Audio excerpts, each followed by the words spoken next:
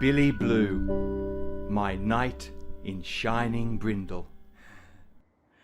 Welcome to another episode of A Poet Reads to Write. Today, I thought I would return to the subject that is very near to my heart, the subject of ancient Greek tragedy. And in particular today, I thought I might look at the Theban Plays of Sophocles. And the translation of this that I'm going to be looking at is this wonderful translation of all three of these Theban plays by Ruth Fainlight, the English-American poet, and Robert Littman, the American classical scholar.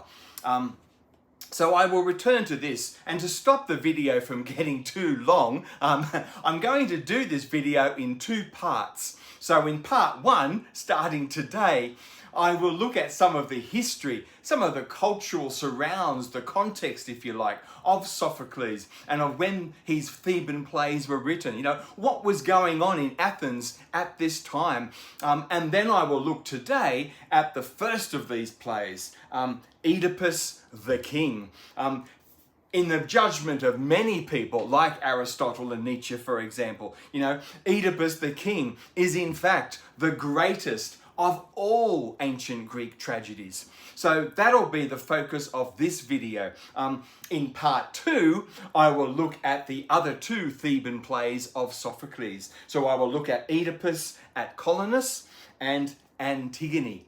But today we have Oedipus the King. It's so interesting, isn't it? You know, ancient Greek theatre, or ancient Athenian theatre, as it should be more precisely, I suppose, described.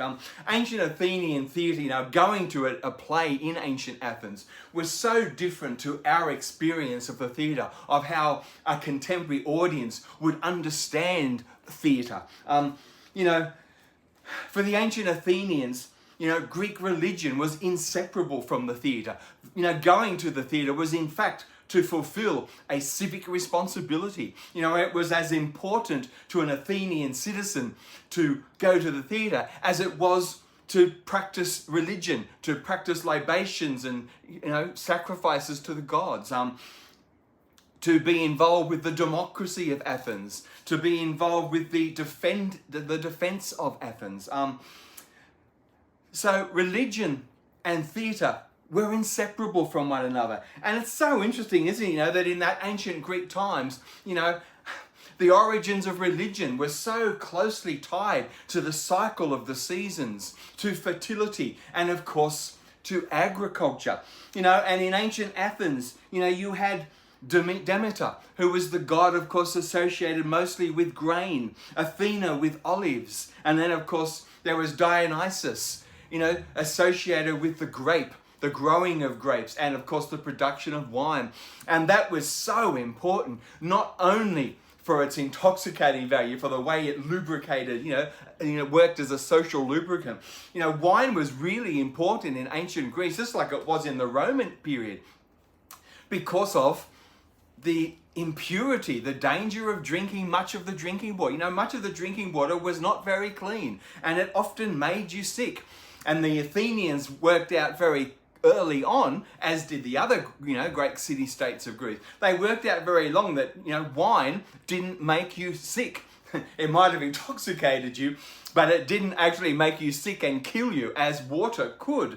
And so it was also much safer, the Greeks quickly worked out, to mix the wine. So, you know, if it was maybe like 1 part wine and 3 parts water, just that was enough to purify that water a little more, so that you maybe got some stomach rumbles from time to time, but you weren't going to die. So, you know, the drinking of wine, the sharing of wine was so much more in this period than just about social lubrication and bringing people together, celebrations, parties. The drinking of wine was much more important than just that, although that was also a very important part of it, wasn't it? Of course. And of course in Athens, there was this great Dionysia, the great celebration of the god Dionysus. It was an official state ceremony.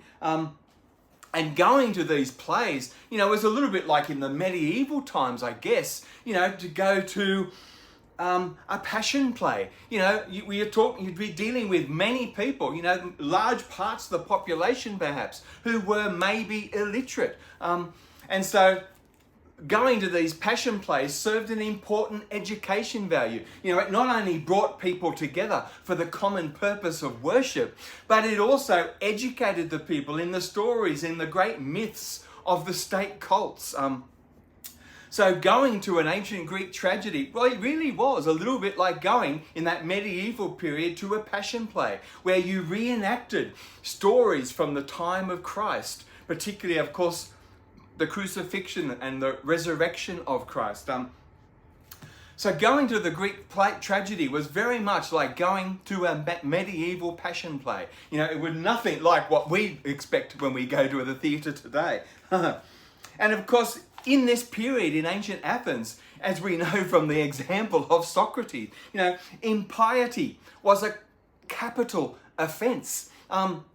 The ancient Athenians, like other Greek city-states, they took religion very seriously. And impiety was actually a capital offence. And people like Socrates, of course, who was charged with impiety, in perhaps, either being sacrilegious to the gods or certainly in not believing in them. And perhaps furthering other youth, setting a bad example to the youth of Athens to also not believe in the gods anymore. And he was sentenced to death for impiety, for sacrilege to the gods or against the gods. And in ancient Athens, the great Dionysia, this great festival, which really brought people together at the theatre of Dionysus for the performance of plays. And these plays, as I said, were a great capital occasion. They were a state occasion. It was your duty, your civic duty, to go to the theatre and to watch these plays, to reenact the great myths and rituals of the ancient Athenian state.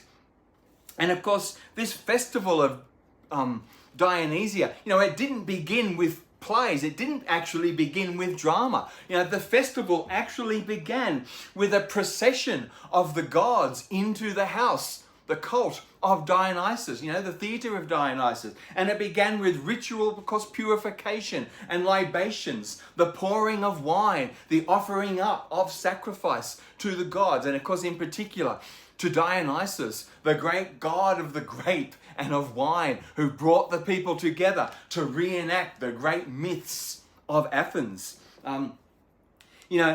Aristotle, he wrote so much about the beginnings of tragedy, didn't he? Trying to describe, what are the characteristics of tragedy? What is it that makes a good tragedy? What is the definition of the form? And he tried to describe the characteristics of it. And for Aristotle, of course, the audience develops an emotional connection with the tragic hero. And for Aristotle, the tragic hero had to be of noble birth. What else?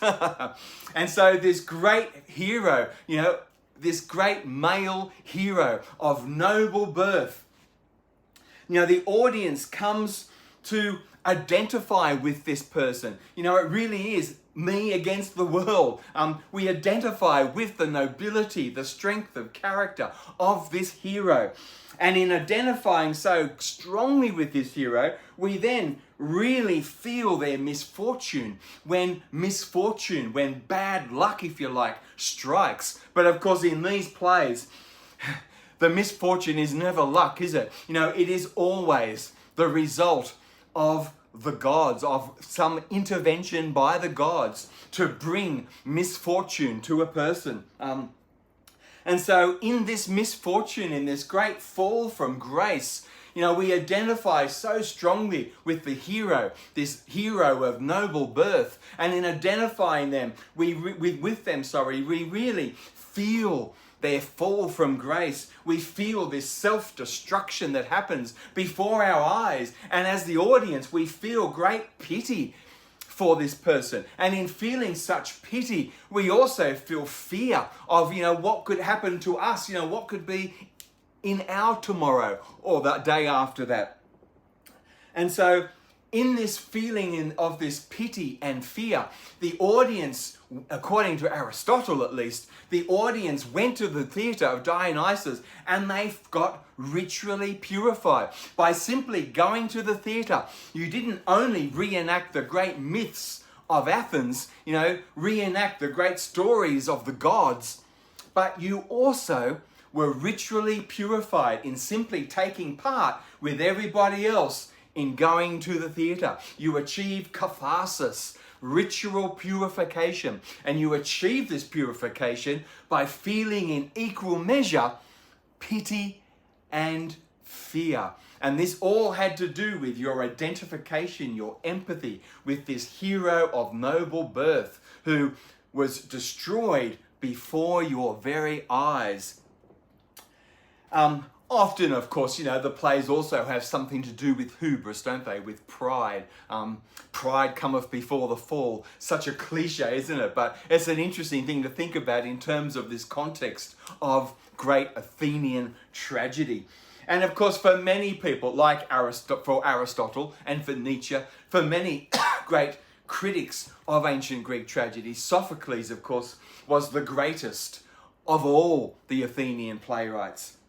It was Sophocles who has first place. And for many of these critics, and in particular for Aristotle and Nietzsche, it was this particular play, Oedipus the King. It was this play that was the greatest tragedy of all.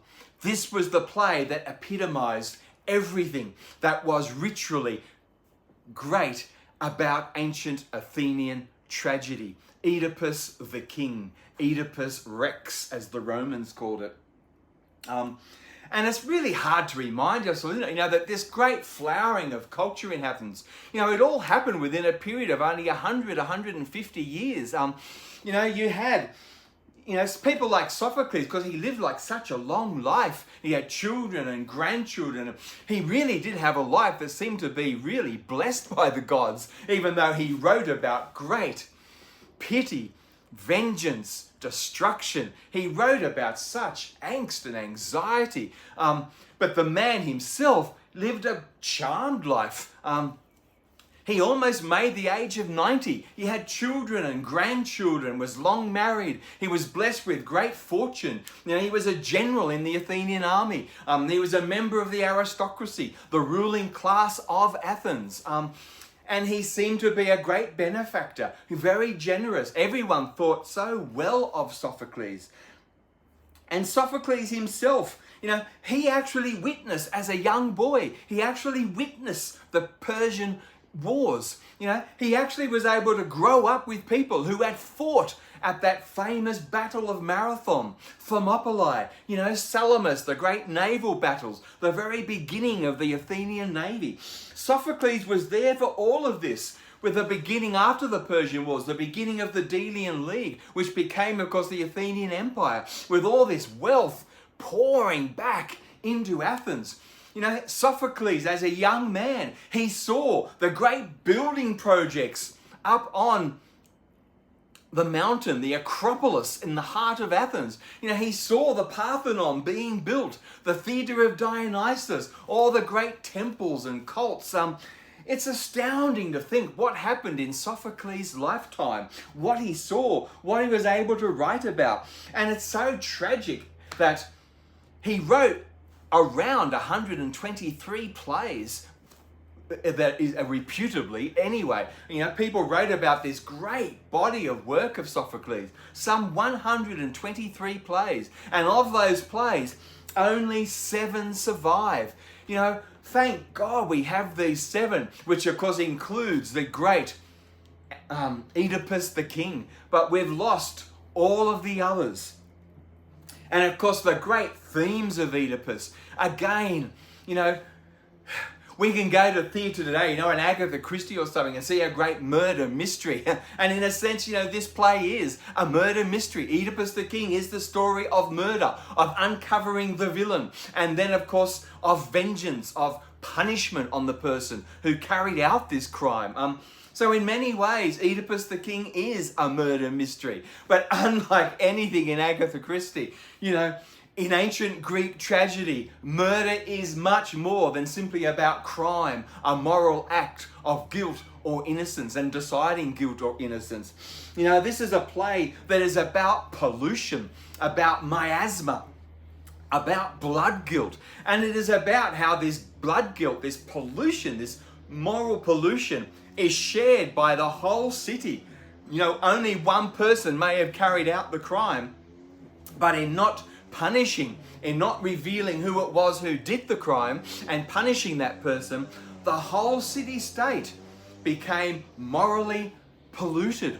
And so in Thebes, because this play, of course, is not set in Athens, it's set in Thebes. In Thebes, when this play opens, about 2 generations before the great Trojan War. So this is actually set in the back in the Bronze Age. So these stories of Oedipus, great Athenian myths and legends retelling the stories of the gods and heroes from the past, these were already stories that were literally ancient history at the time of the Iron Age Athenians, who were going to the theatre of Dionysus and recreating these myths and stories.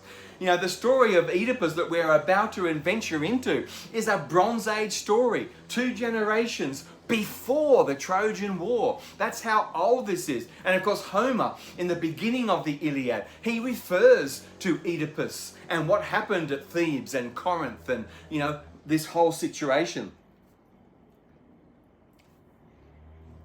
To Nietzsche, of course, you can't talk about ancient Greek tragedy, I think, without referring to Nietzsche and that wonderful book he wrote very early in his career, The Birth of Tragedy. For Nietzsche, tragedy, particularly ancient Athenian tragedy, was the greatest of all art forms. And of course, for Nietzsche, with the death of God, we have murdered God, and we have to live with that. And for Nietzsche, the only thing that made life bearable, the only thing that allowed you to keep going was, of course, the arts. And for Nietzsche, the greatest of all the arts, by a country mile, was ancient Athenian tragedy. And of course, in his day and age, before he fell out of love with Wagner, for his day and age, he thought that ancient Greek tragedy had been, in a sense, reincarnated into the opera of Richard Wagner, and that in his day and age, in going to a Wagner opera, you got the same type of catharsis, ritual purification. It's what made life bearable, what allowed us to keep going. Nietzsche was such a fascinating character on all these things. That book he wrote, The Birth of Tragedy, is a fabulous read. One half of the book is on ancient Greek tragedy. The other half is on the opera of Richard Wagner. As I said, before Nietzsche fell out of love with Wagner. We all know how their relationship ended. But for Nietzsche, of course, Oedipus was, in one way, he was the original Superman, the Übermensch. Oedipus was the great original Superman who he wrote about in Thus Spake Zarathustra. And for Nietzsche, of course, as the Superman, he has to pay the price. And for Oedipus, the price that he had to pay in being such a glorious human being, even in achieving the status of a Superman, an Übermensch, he had to pay the price for ascending such heights. And for Nietzsche, the price, of course, was incest, patricide, blindness, exile, destruction. Such a tragic way of thinking about things. Nietzsche, The Birth of Tragedy. And in this wonderful edition that I have, this is a really interesting project. Robert Littman, as a great American classical scholar, he came up with the idea that one of the problems with translations of ancient Greek tragedy and comedy today is that nearly all of them, because so few poets today know ancient Greek or Latin, so they can't translate the great works themselves to new generations and keep refreshing interest in ancient Greek and ancient Roman literature. So the problem for Robert Littman was that because the poets no longer knew their Greek and Latin, the job of translating the great classics from the Greco-Roman world had fallen simply to translators, to academics. And while their translations might be very linguistically, semantically accurate, they lacked the great beauty, the force, the power of language. And for Robert Littman, it was one of the greatest tests of a modern audience in approaching ancient Greek or ancient Roman literature, because the translations, while accurate, were often so poorly done, so poorly carried out, that you lost the great forcefulness, the magic, the beauty of the language. So Robert Littman came up with this idea here, which he sold to Ruth Fainlight. He adored Ruth Fainlight's poetry. Ruth Fainlight was a wonderful Anglo-American poet. She was actually a New Yorker, but she married the English novelist Alan Sillitoe, and so lived nearly her whole adult life in the United Kingdom. But Robert Littman loved Ruth Fainlight's poetry, and he knew from his reading that she often wrote poetry which was in a conversation with Greco-Roman mythology and with that whole ancient Near East and Mesopotamian world. So she wrote great narrative poems about going to the British Museum and exploring the great relics of the past. And she wrote much poetry about this. She also wrote poetry about classical Greco-Roman, literature, mythology. So he really thought she would be a poet who would be interested in this great project of translating Sophocles to a new generation. And so the idea of this is that Robert Littman would come up with a word-by-word, very accurate, if you like, crib or translation going back to the original plays, and it would be up to Ruth Fainlight, who didn't know ancient Greek at all, but she was the great poet. So it was her job to read the very accurate word-by-word translations of Robert Littman and to rewrite them, to reimagine the whole project, to shine a whole new light on it, and to make these translations not only accurate, but great beauty of language, a forcefulness of intent. And I think that's exactly what Littman and Fainlight have achieved. These translations of the Theban Plays of Sophocles are absolutely amazing.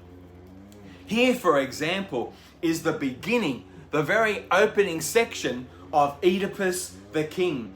We open on a darkened stage with Oedipus, and Oedipus says, "My children, new stock of old Cadmus, why are you seated here before me, crowned with suppliants' wreaths, and the air of the city dense with incense, groans, paeans, and prayers? It is not enough to learn such things from others, and so I come myself, I, Oedipus, whose fame is known to all. Tell me, old man, you are the one who speak for the people. Why are you here? What do you want? Fear nothing. I will help however I can. It would be heartless not to pity such desperate pleas." Because at the beginning of this play, Thebes is in plague. Quarter of the city, perhaps, is already dead from the plague. The city is in complete sorrow, anguish, anxiety. This is a city plagued. And Oedipus is talking to a priest, and the priest responds, this priest who becomes the spokesperson for a whole city besieged by plague. The priest says, on behalf of all the Thebans, "O Oedipus, ruler of our country, you see us gathered at the altar, some not yet strong enough to fly the nest, others crippled by age. I am a priest of Zeus, The best of our youth stand here with me. All your people garlanded wait in the marketplace at the double shrines of Pallas Athena and the mantic fire on the banks of the Isthmus. You can see the city in its turmoil, everything in confusion. Bloody plague crashes over our heads like a tide of death, blighting the fruits of the earth, blighting the wombs of cattle and men. A fiery fever god stalks amongst us. The city is emptied. The house of Cadmus is mortally weakened and black. Hades fattens on groans and tears. No man can be the equal of gods. We do not compare you with them, but as first among men, tempered by life, you know how to deal with whatever the gods bring.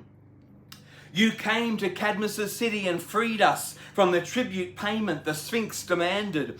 The cruel singer, we could not tell you what to do, nor how to do it, but we are sure that the gods must have helped you to save our lives.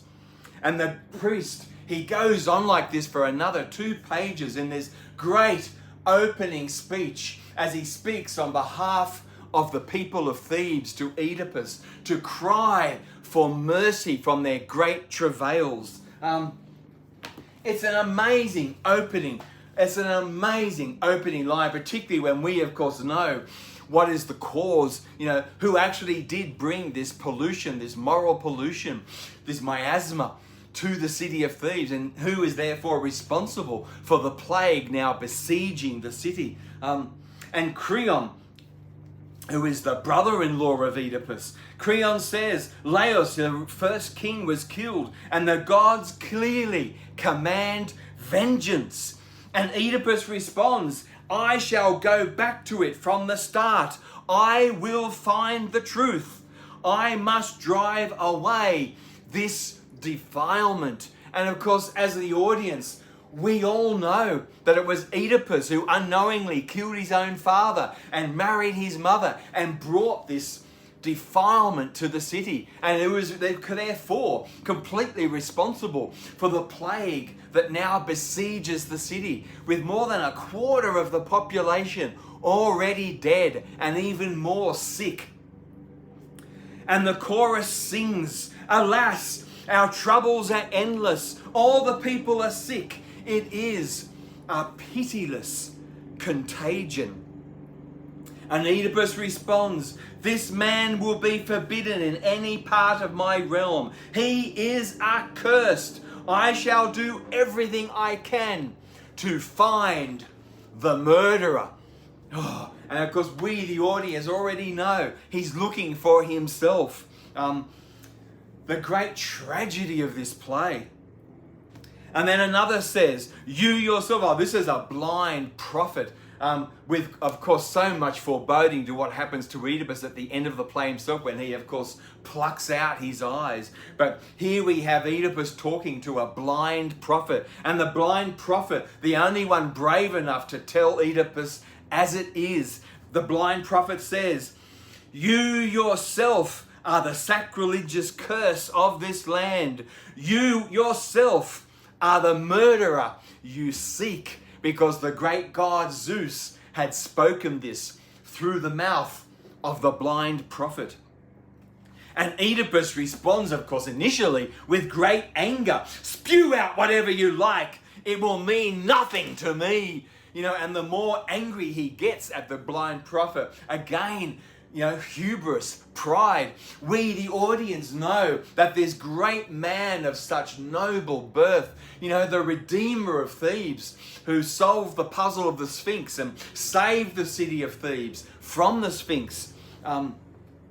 This great man, through maybe his own hubris and pride, his very wickedness to temper, he's going to bring himself undone. And the blind prophet says to him, all unaware, you have done shameless things. There is strength in truth. Apollo made your fate. And Oedipus says, alas, alas, It all comes clear. This is when he's beginning to realize that all the evidence is turning against him and that the great blind prophet is speaking truth. And poor Oedipus, when it starts to dawn on him that maybe he really is, the blind prophet is perhaps right, and that really he is in fact looking for himself. He maybe did murder his own father, marry his own mother, and father children with his mother. And Oedipus says, "Alas, alas, it all comes clear. O light of day, this is the last time I shall see you. I am exposed as cursed." And then the chorus, and of course is so important in these plays. The chorus ring out as poor Oedipus begins to realize the truth, that all as the whole reality, the brutality of it, the tragedy of what's happened and what he is responsible for. As it starts to dawn on Oedipus that the murderer he seeks, the person who has brought all this plague to Thebes, the murderer is he himself. And the chorus speak, "O mortal generations, lives pass so quickly and equaling nothing. Show me a man who thinks he is happy, and I will show you a man deluded. His life means nothing. Your fate, O wretched Oedipus, is the example I take to prove the gods bless nothing.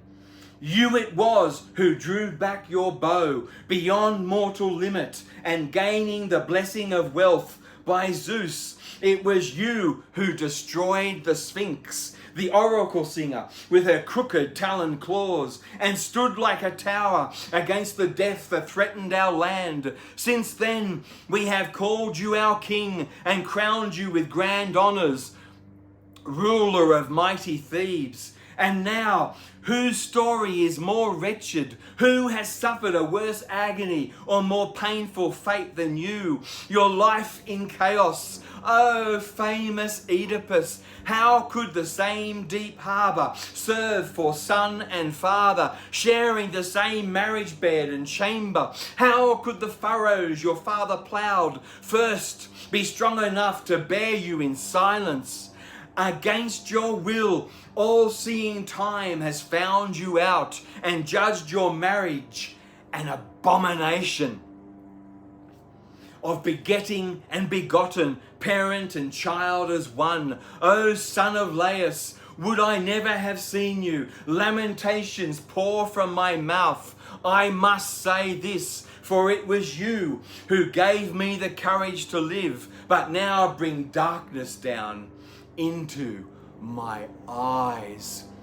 And all the imagery again coming back to eyes, just this foreshadowing of what poor Oedipus is about to do to himself. It's tragic, isn't it? And then after the chorus, the chorus concludes with, "Terrible to witness how men suffer.